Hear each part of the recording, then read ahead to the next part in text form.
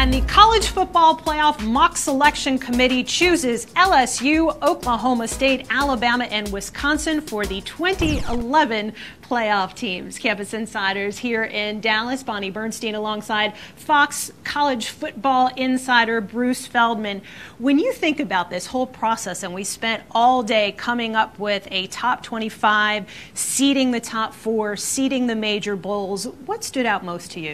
Just the meticulous nature. We're constantly having revotes. At one point we're going over 3, 4, 5, and then we're going over it again and again. Does it look just right? And I think there's different little battles that go on over the course of the day, and I think, you know, it's a pretty grueling process. I can't imagine going through it every week and having similar arguments over and over again.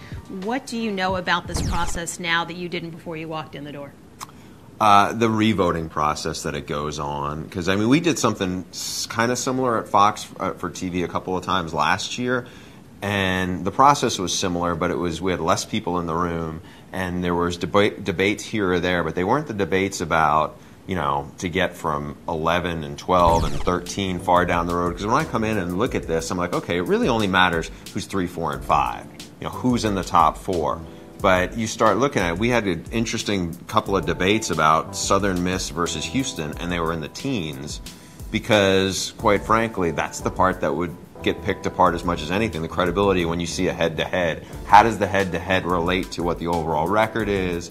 And at the end of the day, the team, interestingly enough, that made the biggest jump was TCU, jumping from 18 and 8.